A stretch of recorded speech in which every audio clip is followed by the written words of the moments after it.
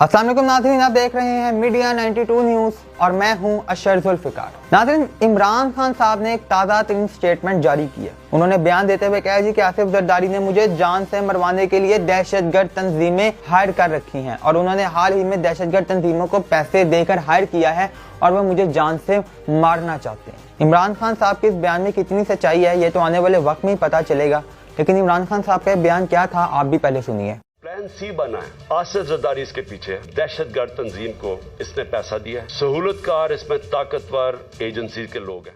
जी नाज़रीन, आपने इमरान खान साहब का बयान सुना है और अब हम आपको इमरान खान साहब का वो पुराना बयान सुनाते हैं जो उन्होंने अपने दौरे हुकूमत में दिया था, जो उन्होंने अपने दौरे हुकूमत में देते हुए आसिफ जरदारी के ऊपर वार किए थे और उन्होंने कहा था जी कि मेरी बंदूक का निशाना आसिफ जरदारी पर है। इमरान खान का वो बयान क्या था, आप पहले ये भी सुनिए। पहला मेरा टारगेट होगा जो मेरी बंदूक की नशिश पे बड़ी देर से उसके ऊपर आया हुआ वो है आसिफ अली जरदारी। आसिफ जरदारी, तुम्हारा वक्त आ गया। जी नाजरीन, आपने दोनों बयानात सुने हैं इमरान खान साहब के। यहाँ पे इमरान खान साहब से मेरा सिर्फ एक सवाल है, एक मासूमाना सवाल मेरा इमरान खान साहब से ये है कि अगर आप बोलें तो जायज है, लेकिन अगर कोई दूसरा ऐसा कोई बात आपके लिए कर दे तो वो बात आपको नागवार गुजरती है। इमरान खान साहब, जब आप अपने दौर में आसिफ जरदारी के लिए बयानात देते थे तो उस वक्त तो आपके और आपकी पार्टी वर्कर्स के मुताबिक वो सारे मामला ठीक थे, लेकिन जब यही बात आप आके स्टेटमेंट में करते हैं कि आसिफ जरदारी ने आपको मरवाने के लिए दहशतगर्द तंजीमें हायर कर रखी हैं, तो जो लोगों के अल्फाज हैं वो आसिफ जरदारी की तरफ चले जाते हैं और आसिफ जरदारी के ऊपर गोलाबारी शुरू कर देते हैं। अब यहाँ पर बात सारी सामने ये आती है, क्या इमरान खान साहब ये बयानात ज़हनी दबाव में आके दे रहे हैं? क्या वो डर रहे हैं? क्या वो परेशान हैं?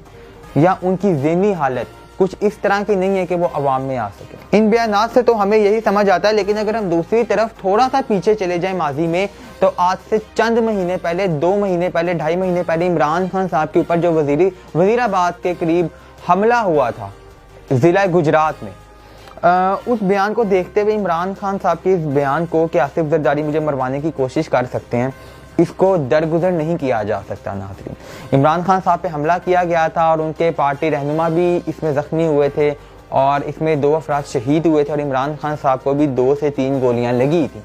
तो इमरान खान साहब के ऊपर जो पीछे माजी में हुआ है उसको देखते हुए इमरान खान साहब के इस बयान को हम लोग हल्का नहीं ले सकते। क्या वाकई ही इमरान खान साहब को मरवाने की कोशिश है? हम 2 मिनट के लिए ये कह देते हैं कि आसिफ जरदारी इसमें शामिल नहीं है, हम 2 मिनट के लिए ये कह देते हैं कि पीडीएम वालों का इसमें कोई लेना देना नहीं है। सवाल यहाँ पे ये पैदा होता है कि इमरान खान साहब को जो एजेंसीज की रिपोर्ट सामने आ रही हैं, वो एजेंसीज की रिपोर्ट के मुताबिक वो कौन लोग हैं जो इमरान खान साहब को मरवाना चाहते हैं? अगर एजेंसी इस हद तक आकर ये रिपोर्ट इमरान खान साहब तक पहुंचा रही है कि आपको मरवाने की कोशिश की जा सकती है, तो वो ये भी जानते होंगे कि इमरान खान साहब को मरवाने की कोशिश कौन कर रहा है। सवाल यहाँ पे ये पैदा होता है। अब तो इमरान खान साहब के जो दरीना दोस्त हैं पाकिस्तान पीपल्स पार्टी के रहनुमा एतजाज एहसन, वैसे तो वो पाकिस्तान पीपल्स पार्टी के रहनुमा हैं, लेकिन इमरान खान साहब से उनके बड़े अच्छे ताल्लुकात हैं। जिस तरह चौधरी निसार के पाकिस्तान मुस्लिम लीग नून में होने के बावजूद इमरान खान साहब से एक अच्छे बचपन से लेकर अब तक ताल्लुकात हैं। तो एतजाज एहसन ने भी बयान देते हुए कहा जी इमरान खान साहब का जो ये बयान है वो सिर्फ एक डर और घबराहट के ऊपर मबनी है। वो सिर्फ डर रहे हैं और घबराहट में आकर इमरान खान साहब ये बयानात दे रहे हैं। नाज़रीन, ज़मान पार्क की सूरत हाल देखी जाए तो इस बयान के बाद ज़मान पार्क के बाहर एक बड़ी तादाद में पीटीआई के कारकुनान ने जो है वो अपनी कह लें खैमा बस्ती वहाँ पे कायम कर लिया और वो इमरान खान साहब के दिफा के लिए वहाँ पे हिफाजत के लिए बैठ गए। खबरें ये भी आ रही इमरान खान साहब को जल्द गिरफ्तार करने की तैयारी की जा सकती है। आज सुबह की आपको एक ब्रेकिंग न्यूज़ दे दें जी, शेख रशीद साहब की रावलपिंडी में मौजूद लाल हवेली को सील कर दिया गया है। हर तरह की फोर्सेज वहाँ पर मौजूद हैं उनको अरेस्ट करने के लिए, और लाल हवेली के 3 यूनिट्स को भी सील कर दिया गया, वहाँ पे ताले लगा दिए गए हैं। तो मुल्क में जो सियासी बहरान है, मईशत का बहरान है, सियासी अदम इस्तेहकाम है, उसका जिम्मेदार कौन है? नाज़रीन, जब ये हुकूमत से हम लोग पूछते हैं, वफाकी हुकूमत से ये सवाल किया जाता है, तो उनका जवाब सिर्फ एक होता है, इमरान खान। उनसे पूछा जाए कि मुल्क में आटा बहरान क्यों है, वो कहते हैं इमरान खान। उनसे पूछा जाए गैस का बहरान क्यों है, वो कहते हैं इमरान खान। उनसे पूछा जाए कि यहाँ पे बिजली का बहरान क्यों है, वो कहते हैं इमरान खान। उनसे पूछा जाए तवानाई बहरान, वो कहते हैं इमरान खान। हर तरह का जवाब उनके पास बस इमरान खान, इमरान खान, इमरान खान और बस इमरान खान। इमरान खान साहब इनके सर पर इतना सवार हो चुके हैं कि इनको रातों में भी इमरान खान ही ख्वाब में आते हैं।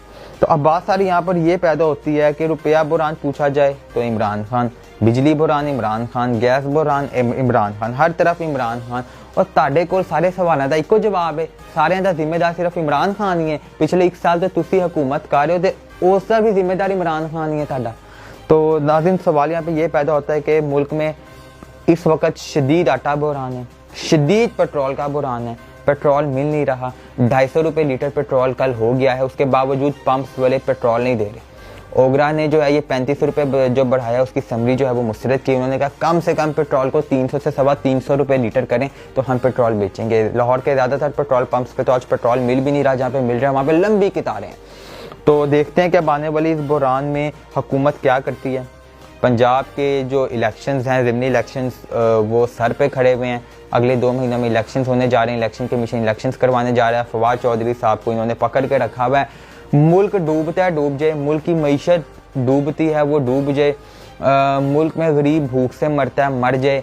इन लोगों ने सिर्फ इमरान खान को खुडे लाइन लगाना है। इन लोगों का सिर्फ एक ही एजेंडा है कि साल पहले हम आए थे, इनके पास 2 मिशन है। एक इमरान खान को खुडे लाइन लगाना है, दूसरा मुल्क का ऐसा बेड़ा गर्क करना है कि पाकिस्तान कभी दोबारा अपने पाँव पे खड़ा ना हो सके। और इस सब का जिम्मेदार सिर्फ एक जिद और एक शख्स की अना है। बस ये सब जानते हैं वो किसकी अना और किसकी जिद है। तो नाज़रीन देखते हैं आने वाले वक्त में आगे क्या होता है। अपने व्लॉग का इख्तिताम इस शेर पे करूँगा कि फ़कीर शहर के तन पर लिबास बाकी है, फ़कीर शहर के तन पर लिबास बाकी है, अमीर शहर के अरमान अभी बाकी हैं। नाज़रीन दूसरी एक बात यहाँ पे आपको बताता चलूँ कि कल लोगों ने निकलना था इस महंगाई के ख़िलाफ़, पेट्रोल की जो शॉर्टेज थी उसके ख़िलाफ़ सड़कों पे निकलना था, अवाम नहीं निकली। सोशल मीडिया एक्टिविस्ट, पॉलिटिशियंस लोगों से कल पूरा दिन मिन्नतें करते रहे, तरले करते रहे कि महंगाई के ख़िलाफ़ एहतजाज रिकॉर्ड करवाएं, सड़कों पे निकलें ताकि हुकूमत को कुछ पता चले कि अवाम इस वक्त शदीद मुश्किल में है। लेकिन हमारी आवाम नहीं निकलती। हमारी आवाम पेट्रोल 250 रुपये लीटर या 300 रुपये लीटर मिले, लाइन में लग के पेट्रोल तो ले लेगी लेकिन सड़कों पर नहीं निकलेगी। ये अगर 5 मिनट 10 मिनट वहाँ जाके एहतजाज रिकॉर्ड करवाते तो शायद कुछ फ़र्क पड़ जाता। तो उसके लिए एक बड़ा मशहूर शेर है, हाल ही में अली मोहम्मद खान साहब ने भी वो असम्बली में पढ़ा था कि होती नहीं जो कौम हक बात पर यकजा, होती नहीं जो कौम हक बात पर यकजा, उस कौम का हाकिम ही फ़कत उसकी सज़ा है। नाज़रीन अपने मेज़बान अशरफ ज़ुल्फ़िकार को इजाज़त दीजिए। अल्लाह निगहबान।